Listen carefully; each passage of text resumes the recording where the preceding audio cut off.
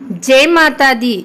आइए सुनते हैं ग्यारस माता की यह कथा। एक बार एक राज्य में एक राजा रहा करता था। राजा बहुत ही बुद्धिमान और बलशाली था। राजा सदैव अपनी प्रजा का बहुत अच्छे से ध्यान रखता था। प्रजा भी अपने राजा को बहुत पसंद करती थी। राजा की दो बेटियां थी।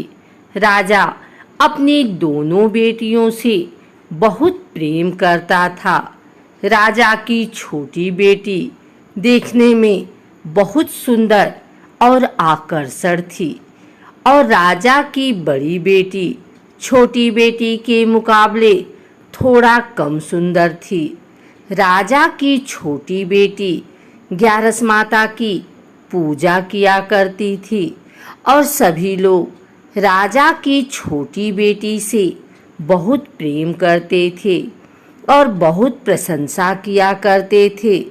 राजा भी अपनी छोटी बेटी को बड़ी बेटी से अधिक प्रेम करता था, जिस कारण राजा की बड़ी बेटी को अपनी छोटी बहन से बहुत नफरत होने लगी।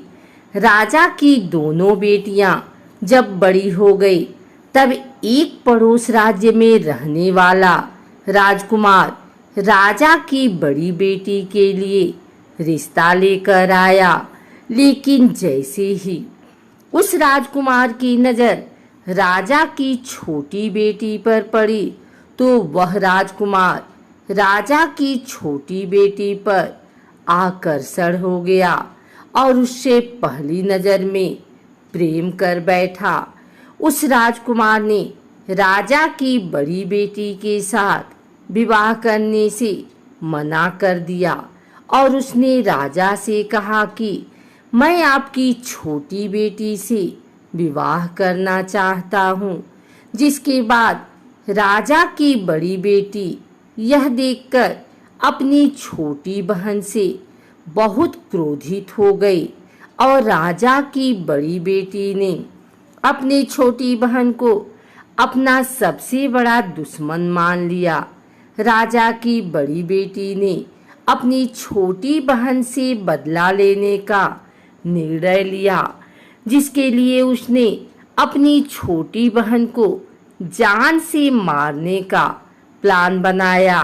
राजा की बड़ी बेटी ने अपनी छोटी बहन को मारने के लिए सबसे पहले एक लड्डू में जहर मिलाकर अपनी छोटी बहन को दे दिया और उसको लड्डू खाने के लिए कहा। लेकिन लड्डू खाने के बाद भी छोटी बहन को कुछ नहीं हुआ। बड़ी बहन यह देखकर बहुत आश्चर्यचकित हो गई, लेकिन बड़ी बहन ने हार नहीं मानी और उसने जब रात में छोटी बहन अपने कमरे में सो रही थी तब एक मटके में सांप रखकर उसे कमरे में छोड़ दिया। लेकिन सांप भी छोटी बहन का कुछ नहीं कर पाया। जिसके बाद बड़ी बहन ने अपनी छोटी बहन से कहा कि चलो हम लोग कुएं में से पानी भर कर लाते हैं। जिसके लिए वह अपनी छोटी बहन को पानी भरने के बहाने कुएं के पास ले गई और उसने अपनी छोटी बहन को कुएं में धक्का दे दिया। लेकिन छोटी बहन को तब भी कुछ नहीं हुआ, क्योंकि हर बार ग्यारस माता उसकी रक्षा कर रही थी और उधर बड़ी बहन अपने सारे प्रयासों के बाद असफल हो रही थी, जिससे वह बहुत क्रोधित होती जा रही थी। फिर उसने अपनी छोटी बहन के पास जाकर उससे खुद ही पूछा कि मेरी छोटी बहन, तुमको पता है भगवान ने सबकी मृत्यु एक निश्चित समय पर लिखी हुई है और कैसे तुम्हारी मृत्यु होगी, क्या यह तुम जानती हो? तब छोटी बहन ने अपनी बड़ी बहन को बताया कि हाँ, मैं तो जानती हूँ मेरी मृत्यु कैसे होगी। छोटी बहन से यह सुनकर बड़ी बहन मन ही मन बहुत प्रसन्न होने लगी और उसने अपनी छोटी बहन से कहा कि तो मुझे अपनी मृत्यु का राज बताओ। छोटी बहन ने अपनी बड़ी बहन से कहा कि मेरी मृत्यु तो एक तोते में है, जो तोते के गले में एक हार है, उससे मेरी मृत्यु होगी। जब तक कोई भी व्यक्ति तोते को मारकर वह हार अपने गले में पहनेगा तो मैं मूर्छित हो जाऊंगी, और जैसे ही उस हार को अपने गले से उतारेगा तो मैं वापस से जीवित हो जाऊंगी। अपनी छोटी बहन की मृत्यु का राज जानकर बड़ी बहन बहुत ही खुश हो गई और उसने अपनी छोटी बहन को मारने के लिए उसके पालतू तोते को ढूंढना शुरू कर दिया। और छोटी बहन को इस बात का आभास हो गया था कि कोई उसकी जान लेना चाहता है, जिसके लिए वह अपने पिताजी के पास गई और उसने अपने पिताजी से कहा कि पिताजी, मेरी मृत्यु के बाद आप मुझे जलाइएगा मत, बल्कि आप मुझे अपनी पुरानी वाली हवेली में एक पलंग में लिटाकर छोड़ दीजिएगा। अपनी छोटी लड़की की यह बात सुनकर राजा बहुत आश्चर्यचकित हुए। राजा ने अपनी छोटी बेटी से पूछा, बेटी, तुम यह क्या कह रही हो? तब राजा की छोटी बेटी ने बताया, पिताजी, समय किसी के लिए नहीं रुका है, कब क्या हो जाए किसी को कुछ पता नहीं है। और फिर राजा ने अपनी छोटी बेटी से कहा कि तुम ऐसी बातें क्यों कर रही हो? 2-3 दिन में तो तुम्हारा विवाह है। लेकिन छोटी बेटी ने अपने पिताजी को ऐसा करने पर मजबूर कर दिया और उनसे वचन ले लिया। राजा ने भी अपनी छोटी बेटी की बात स्वीकार कर ली और 2-3 दिनों के बाद जब शादी का समय आया तब राजकुमार बारात लेकर राजा के घर आया और राजकुमार और राजा की छोटी बेटी का विवाह शुरू हो गया। जैसे ही राजा की छोटी बेटी राजकुमार के साथ फेरे लेना शुरू करती है, उसकी बड़ी बहन अपनी छोटी बहन के कमरे में जाकर उसके तोते को पकड़ लेती है और उसको जान से मार देती है। तोते के गले में जो हार था उसको अपने गले में धारण कर लेती है। जैसे ही बड़ी बहन उस हार को अपने गले में धारण करती है, उधर छोटी बहन 3.5 ही फेरे ले पाती है और वहीं पर बेहोश होकर गिर जाती है। जिसके बाद राजा ने बड़े दर्द हकीमों को बुलाया और अपनी छोटी बेटी का इलाज करने के लिए कहा। राजा की बात सुनकर वैद्य ने छोटी बेटी को जब चेक किया तो राजा को बताया कि आपकी छोटी बेटी ना तो जीवित है और ना ही मरी हुई है। यह मैं ऐसा पहली बार देख रहा हूँ।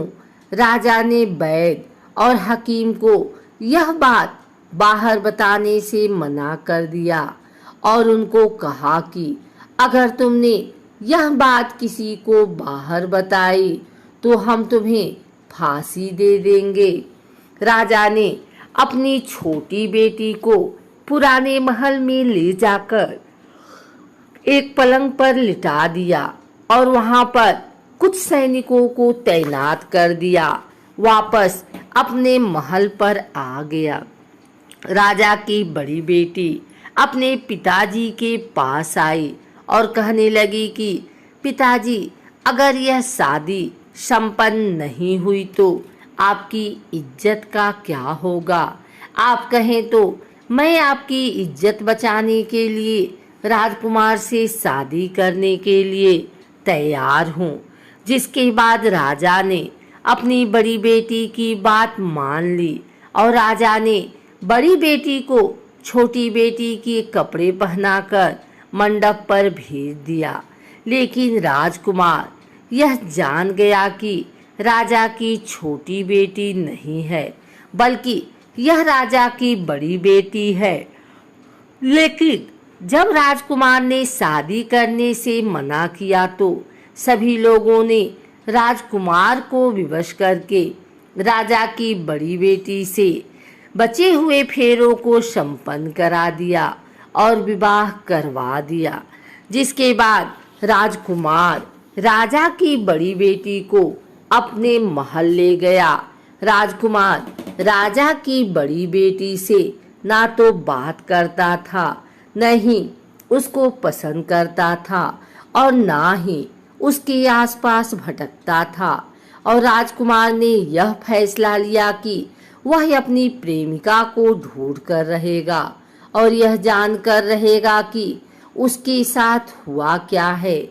एक दिन राजकुमार अपने घोड़े पर सवार होकर राजा के पुराने महल के पास पहुंच गया, जहां पर उसने कुछ सैनिकों को देखा। महल के पास पहुंचकर राजकुमार ने जब महल को ध्यान से देखा तो वह समझ गया कि यह तो हमारे ससुर जी का महल है। तब राजकुमार ने सैनिकों से पूछा, तुम लोग यहाँ क्या कर रहे हो और इस महल के अंदर उस पलंग में कौन लेटा है। जिसके बाद सैनिकों ने बताया कि यहाँ पर राजा की छोटी बेटी लेटी है। यह सुनकर राजकुमार बहुत प्रसन्न हो गया और वह तुरंत अपनी प्रेमिका के पास पहुंच गया और उसकी सेवा करने लगा। जैसे ही रात हुई तो राजा की छोटी बेटी उठकर खड़ी हो गई। राजकुमार यह देखकर बहुत खुश हो गया और उसने अपनी प्रेमिका से पूछा कि तुम यहाँ क्या कर रही हो, तुम मेरे साथ मेरे घर चलो।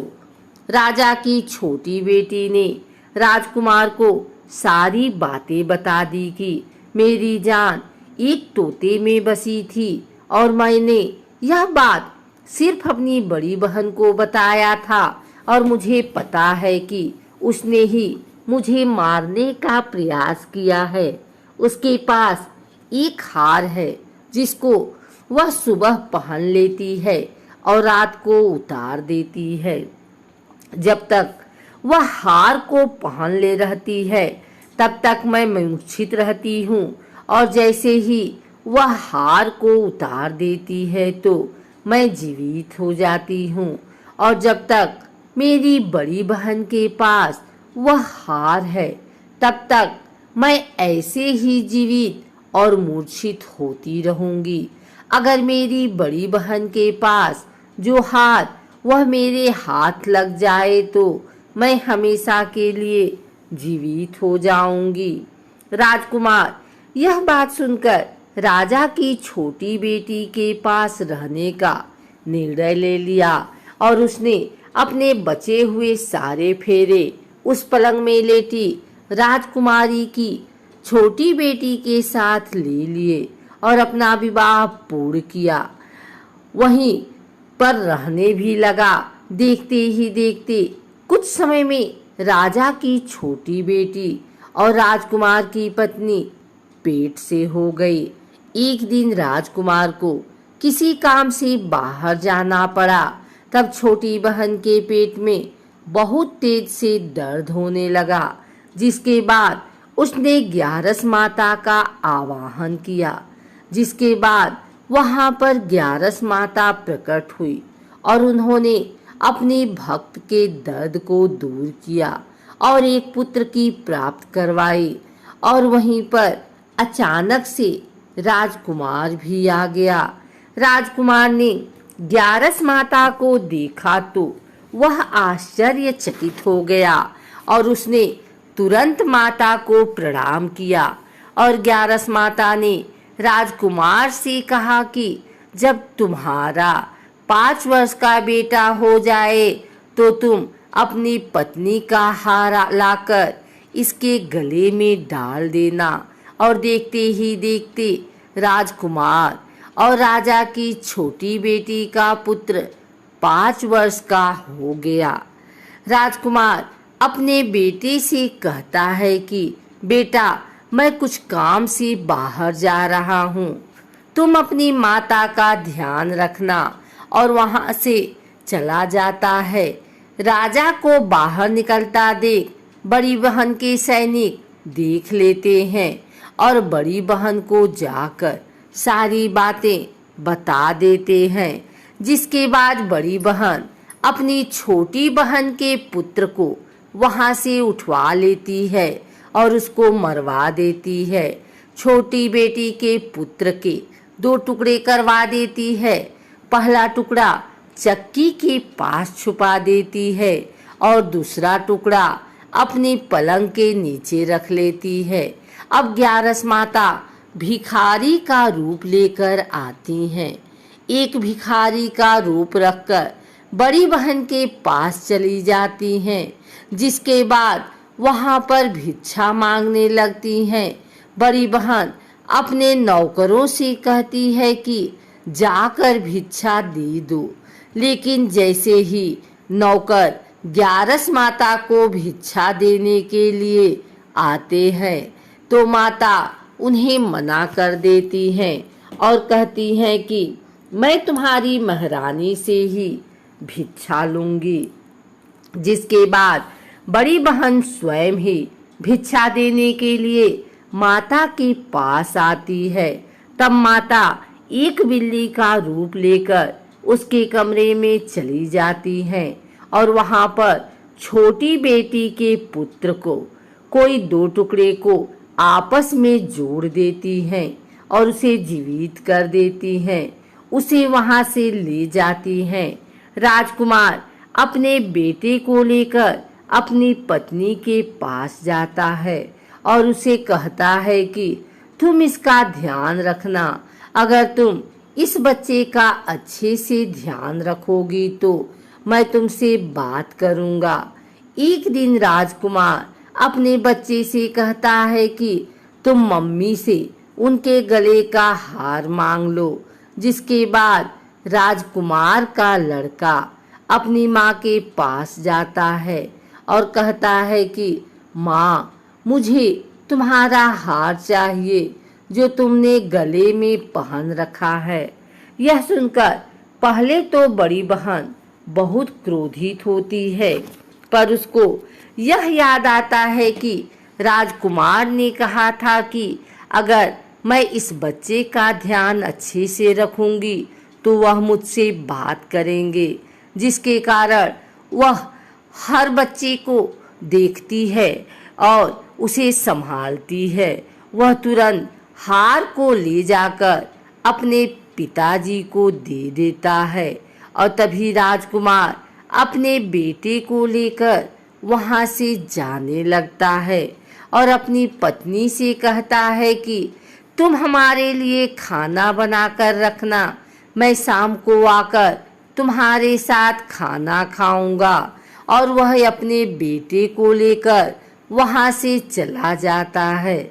जिसके बाद वह राजा के पास जाता है और उनको सारी बातें बता देता है। राजा अपनी बड़ी बेटी की यह करतूत सुनकर बहुत क्रोधित होते हैं और अपनी परवरिश पर ही दोष देने लगते हैं और राजकुमार को अपनी छोटी बेटी के साथ रहने के लिए आदेश देते हैं।